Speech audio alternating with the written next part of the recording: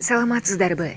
Эгерде Ачык Акыйкат каналында биринчи жолу болсоңуз, каналга катталып, мага жакты деген белгини басып, ой пикири калтырууну унутпаңыз. Чымындай жанды чыркыраткан чындык биз менен. Соңку кездерде көбүнчө пиарга өтүп алган да. Бар бир кесе чай ичип келсе деле аябай тарыхый маселе каралды, анан тарыхый маселелер чечилди, 30 жылдан берки деген сөздөрдү аябай чоң пиарга айландырып алды. А бир жакта турган кишилер билишет, ал маселе бир жолугу менен чечилбейт. Керек болсо ондогон жылдар бою чечилбей келген бул маселе. Бул оор маселе. Ал жерге саясий эрк керек. Ал маселени чечиш үчүн. Анан кайра алдай бергенде эсиңерде барбы? Жана Рахмонов келип, анан Ысык көлгө кайра келгенде Сооронбай Жээнбеков менен бирге мына эле мына Ысык көлдө олтуруп бүтүндөй кылым маселеси чечилди деп жар салган. Анын баары калп. Бүгүнкү бийлик дагы ошол чек ара маселесинин баары сүйлөшүлдү, чечилди, такталды деп атканын баары бүтүндөй калп. Өткөн жылы жана жолугушууларда айтпады эле, болду бул нерсе кайра кайталанбайт деп. Эсиңиздерде болсо ошондо дагы биз сын пикир менен айттык эле. Мына кечээ мен комитетте да жарыя кылдым. 100дөн ашык үйлөр, жана жараксыз болгон үйлөрдүн бүтүндөй баары бүгүн жараксыз. Аларды Түркия мамлекети жардам катарында берген экен. Ошолордун баарын эптеп-септеп кураштырып тургуза койгон. Биз куруп аткан мезгилде дагы өзүбүздүн пикирибизди, позициябызды айтканбыз. Карасаңыздар, YouTube'да да турат, видеосу да бар. Бирок ошону жарыя кылган азаматты аркасынан түшүп олтуруп камап, ошону жарыя кылып жибердиң дегендей кылып, башка шылтоотар. Натыйжада ошолордун баары факт болуп чыкпады. Бүгүн ошонун баары жараксыз. Эми ошону ким кайра ордун толтуруп берет? Ошондуктан чек ара маселеси бул оор маселе. Дагы бир жолу баса белгилеп айтам, бул 2-3 жолу ушул менен чечилбей турган маселе. Анан ушул маселени башка жакка, көңүлдү башка жакка буруу максатында бүтүндөй баары Мадумаровго аударып келип, абсолюттук түрдө туура эмес позицияларды ээлеп аткандыгы ачыкка чыкпадыбы? Эми токтонуш керек да, бираз мамлекеттик саясатка, мамлекеттик бир мамиле жасаш керек. Кийинки сөз суроо үчүн Самый Кожомирланда. Урматтуу чакырылгандар, мен кыска суроо берем, сиздер дагы калп айтпай, чын жана так кыска жооп бериңиздер. Ошол эле. Кластерлөө кеңешинин кеңеши түзүлдүбү? Түзүлдү. Төрагасы ким? Төрагасы министр, Айыл чарба министри. Өзүңүз. Эки банкка суроом, РСК жана Айыл банктар. Сиздерге ушул кеңештин тизмеси алдыңыздарда барбы? Берген тизмеси? Бар. Бар, окупай аласызбы бир-эки үчөөнү башын? Берген тизмесин. Кластер, сахар кластері боюнча Кайыңдыгант, Оа Кошой, Осокур Сампаны. Демек, РСК банкта да барбы ушул тизме? Барбы? Микрофонго айтыңыз. РСК банкта да бар. РСК банкта да бар. Анда эмнеге сиздер жалган айтып атасыздар? Биз банктарга список берген жокпуз деп. Сиздер ошол банк мынакей, ушул тизмедеги гана ишканаларга берилет деп атабы азыр? Жооп бериңиздерчи, калп айтпай, чын жооп бериңиздер. Жок, ошолдун списоктун ичинен карайбыз биз, алардын баарына бербейбиз. Список берилген жок, азыр бүт жөн эле тиги тандоо болуп атат деп атпайбы? Бул жерде элдин башын айлантып, анан бул жакка келип кайра эл өкүлдөрүнүн башын айлантпаңыздар. Кийинки суроом. Өсүмдүк майына болгон НДС'тин налогу канча? Жок, 0. Демек, министрлер кабинетinin өсүмдүк майына НДС'тин налогу 0 кылгандан бери баалар түшүп, базарда дефицит жок, туурабы? Элде тансыктык да жок. Бирок 3 соодагер фирма 200 миллион сом берип коюу канчалык туура ушул 200 миллион берилип атыптыр да, же экспортко чыкпаса, жумушчу орун түзбөсө, НДС 0 болсо, жөн гана жеке чөнтөгүн толтуруу үчүн ушунча сумма бөлүнгөндөй, булардын личностуна, ата тегине, аты жөнүнө уже кызык пайда боло баштады да, кимдин тууганы же эмнеси дегенчи. Кызыкчылык пайда болсо текшериш керек. Жок, 200 миллион сом бөлүп атканыңыз чынбы? Сиз кекетпей жооп бериңиз. Биз элдин суроосун берип атабыз сизге. Мен бөлүп аткан жерим жок. Бул жерде мындай, Самый Кожом мырза, мен сиздерге механизмин түшүндүрүп коеюнчу. Жок, түшүндүрбөй эле коюңуз. Кыска эле айтып коюңузчу, сиз узак түшүндүрөсүз, билебиз. Кыска эле айтып коюңузчу, кантип? кандай механизм менен берип атасыз? Ар бир кластерга 450 миллион сомдон бөлүндү. Ар бир кластердын ичинде өздөрү самоорганизоваться этип, өздөрү обсуждать этип, анан заявканы банкка берет. Болду. Банк карайт. Эми кийинки суроо. Импорттогу соода ишканаларга агрокредит каралды беле? Жок, Импорт каралган эмес. Каралбаса, эмне үчүн мына азыр эле депутаттар айтып атат, мунун баары жалганчы болобу? Сиздер эмне үчүн буларды азыр списокко кошуп атасыздар анда? Кластердын ичинде экспорттоочулар да бар. Мындайда, Самый Кожо мырза, биринчи өндүрүшчү болот. Андан кийин заготовитель болот. Экинчи, үчүнчү переработчик болот. Анан экспортер болот. Ошондо ошого банк да кирет, наука да кирет. Анан кластер түзүлөт. Кластердин өзүнүн классикалык тиги негизден эмесин тактап койсоңуздар. Ким тактап берет? Мен эле тактап берем азыр эле. Убакыт берсеңиз. Мына канчалаган жумушчу орун түзгөн, салык төлөгөн, эл менен иштешкен фирмаларга акча берилбей, товар ташыган соодагерлердин коколой башына акча берилип атат. Сиз жана докладыңызда айткансыз, фермерлерге берип жатабыз деп. Бул да калып болуп атат. Эми ушул жерде конкурс жарыяланды. 10 секунд. Конкурс жарыяланды беле?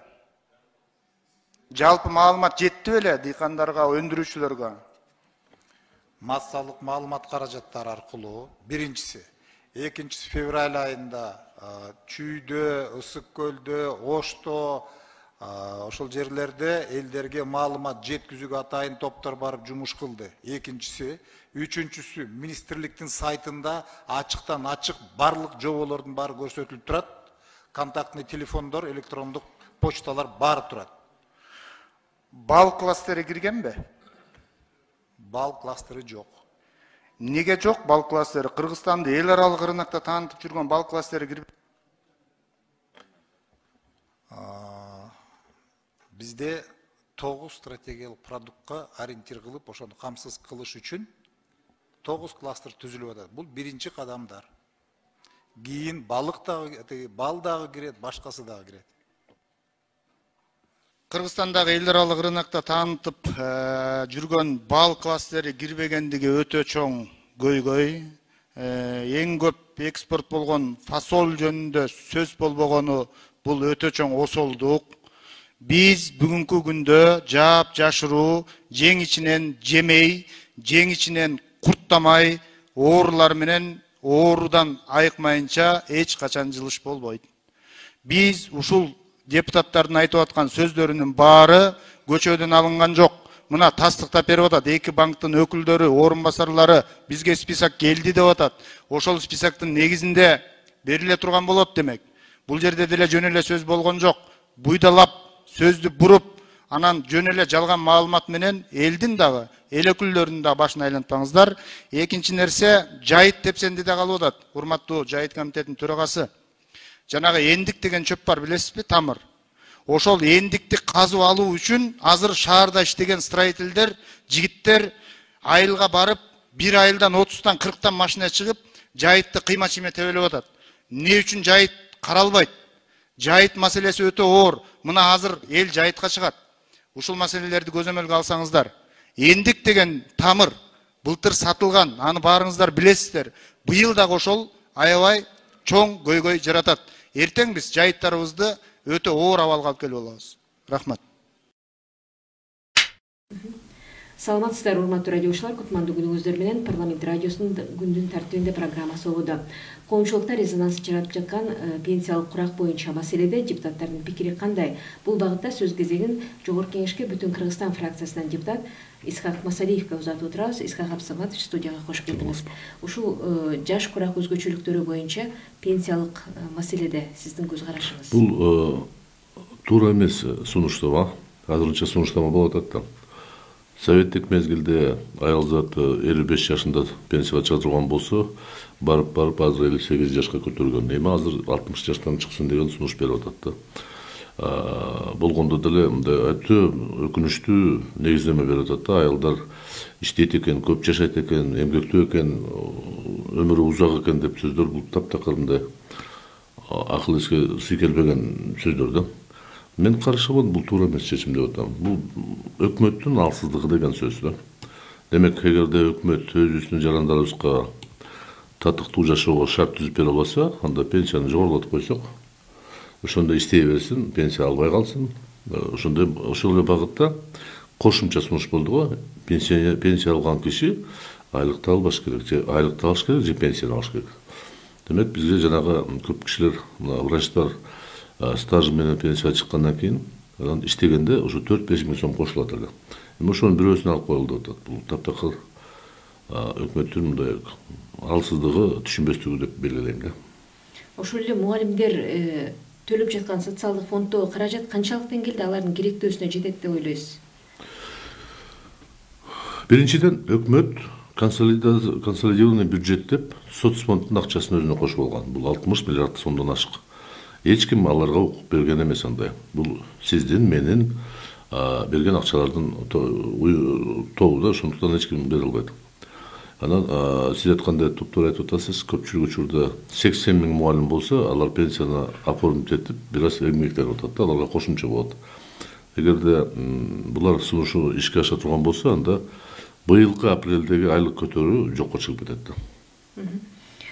Ушул пенсиянын акырын деп отуруп, ай сайын жаш куракта өзгөрүүлөр болот деп атат да, дароо эле 60 жаш болуп калбай, айрым бир жарым жылда бирби ушундай жаш өзгөчөлүктөргө кошумча өзгөртүүлөр керек. Жок, эми мен өзүм пенсионермин. Мен жанагы атайын органдарда кызмат кылгандыктан пенсияны да алам, айлыкты да алам. Анан эгерде мен пенсиямды булар ала турган болсо, сунуштаса, мен айтат элем, бул биринчиден мыйзам артка күчү жок. Бүгүнкү күндө 600 миң пенсионер алгандар ала берет. Жаңы муундарга балким ушу болушу мүмкүн. Экинчиден, мен атайын кызматта эмгектенип, өкмөт тапшырмасын аткарганмын. Татыктуу, эч кандай кынтыксыз аткарганмын. Демек, мага берилген кепилдиктер толук аткарылыш керек. Ушул принципте баардык милиция кызматкерлер, таможня, прокуратура, ГКНБ, коргоо министрликтер баары тең татыктуу аткарган да. Калган өкмөт жиберген жака жөнөтүп, саат убактысын карабай туруп кызмат кылган. Ал эми бүгүн пенсияга чыккандан кийин аларга же пенсияны ал же айлык ал деген бул кандайча алардын өмүр жолуна түкүрүп койгондой болот да. Бул таптакыр туура эмес да. Ошол аскер кызматчылары, чек арачыларга катары эле бийик тоолуу, шарты катаал райондун жашоочулары дагы эрте пенсияга чыкчу да. Ушул жагынан кандай болчу дейм? Деме ал жалпы мыйзам менен бекитилет. Бул өкмөттүн же вице-премьердин буйругу менен эч качан бекитилген эмес. Ошондуктан бул кечеги болуп аткан азыркы дүрбөлөң коомчулукту дүрбөлөң кылган сөз бул бир гана Байсалов деген мырзанын сөзү. Ал эми кагаз түрүндө соцфонддун мыйзам долбоору бизге али бери келе элек.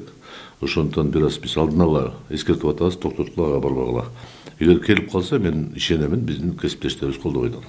Ошол пенсионерлерге каралган субсидия сыяктуу жеңилдиктер бар эле да, ошол жагынан кандай болуп калат анда? Жок, атайын кызмат кылган жарандарда өкмөт тарабынан жанагы пенсиясы кошумчасы бар. Себеби мен погон таккан адамды, аскерге барганбы, же башка погон таккан адамды мамлекет өзүнүн мойнуна камсыздоо толук алат. Алар жанагы подоходный налог төлөбөйт кызмат акысынан. Ошондуктан өкмөт, мамлекет өкмөтүнүн атынан өзүнүн мойнуна алгандан кийин аткарыш керек да. Ошондуктан бул жерде булактарды табыш керек. Эгер жетишпесе, башка бир жолун издеп көрүш керек. Мындай жок, мен бербейм деген бул сөздө турбагандык да. Мыйзамды аткарбагандык деген эсеп бериш керек да. Суроо коюп атканым, эгерде пенсиянын жашы өйдөлөй турган болсо, мисалы пенсионерлерге коммуналдык төлөмдөрдө жеңилдиктер бар да, демек алда жеңилдиктер дагы жоюлуп кетет да, ошондойбу? Бул эми бир аз бурмалоого окшоп кетет, потому что себеби азыр коммуналдык төлөмдөрдө эле электроэнергия менен газдан башка эчтеке жок.